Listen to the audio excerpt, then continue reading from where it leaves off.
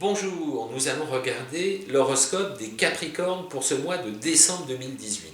Qu'est-ce qui se passe dans le ciel des Capricornes pour ce mois de décembre 2018? J'y viens tout de suite, je regarde. Le premier point qui m'intéresse, c'est votre maître. Votre maître, c'est Mars. Mars, c'est l'action.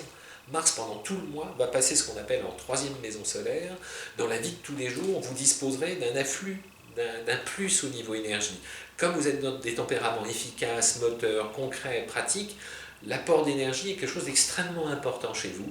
Ça vous permet de canaliser vos efforts, ça vous permet d'avoir de développer, de maintenir, d'entretenir cette disposition à l'endurance qui fait partie de vos talents les premiers, les archaïques, les plus fonciers. Fournir un effort n'a jamais été un problème pour vous. Être régulier dans l'effort, vous savez le faire, mais être régulier sans arriver à saturer ni à l'usure, c'est toujours un peu la zone de sensibilité. Avec un Mars en soutien, c'est pas mal, c'est votre maître, vous devrez être beaucoup plus régulier pendant tout le mois. C'est un bon point. On commence par ça, et puis c'est durant toute l'intégralité du mois de décembre. Mars, il est assez long, profitez-en, tout le mois est bon. Il y a au-dessus de votre tête en ce moment deux autres aspects, et on en avait déjà parlé.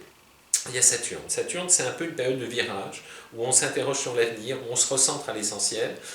La seule chose que je vous demande de ne pas faire, Saturne peut être très constructif, très fécond, parce qu'il vous donne la possibilité de délaguer tout ce qui ne fonctionne pas, de manière à vous concentrer sur ce qui a davantage de capacité d'aboutissement et de construction dans le concret. Vous êtes un signe de terre, donc il faut qu'on mise, on bosse, hein, vous ne ménagez jamais vos efforts, mais il faut qu'il y ait un résultat concret. Saturne vous aide à faire le tri, c'est pas mal, mais même s'il est un peu fatigant, son passage est toujours un peu fatigant.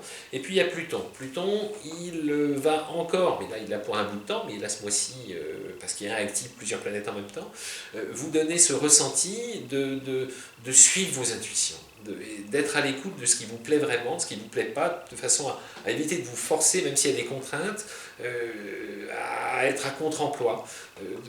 Parce qu'il y a toujours le risque que vous arriviez à saturation de certaines situations.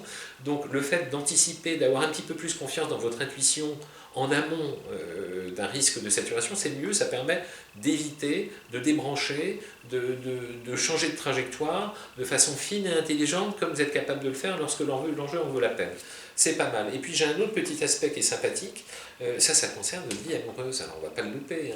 Vénus, l'amour, qui est en Scorpion, donc il forme ce qu'on appelle un sextile avec vous, un angle de soutien, un angle de protection, un angle bienveillant, est en 10e maison solaire.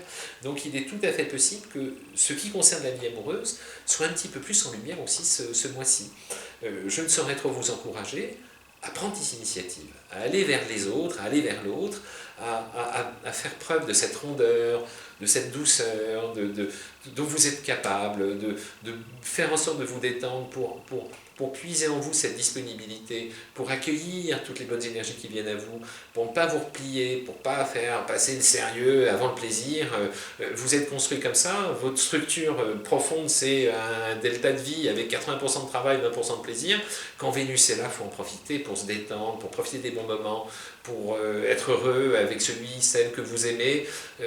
C'est ça qui vous ressource, c'est ça qui vous nourrit, c'est ça qui vous permet justement de repuiser en vous ce qu'il y a de plus productif par la suite. Il faut nourrir les deux univers. Univers pratique, ça vous êtes surarmé. L'univers affectif, il vous arrive d'être un peu sur la défensive. Avec Vénus qui est là, c'est la petite goutte d'huile dans les rouages, c'est toujours bon à prendre. Il est là tout le mois de décembre, et puis vous finirez l'année en beauté, parce qu'à partir du 22, on rentre dans votre période anniversaire, et ça, c'est pas mal. Voilà ce qui vous attend pour ce mois de décembre. N'oubliez pas de cliquer, de vous enregistrer, de partager avec les Capricornes que vous connaissez. Je suis sûr que ça leur fera extrêmement plaisir d'entendre tous les bons aspects qui sont là avec les bonnes périodes. Vous savez tout. Je vous dis à bientôt, hein, et puis bye bye.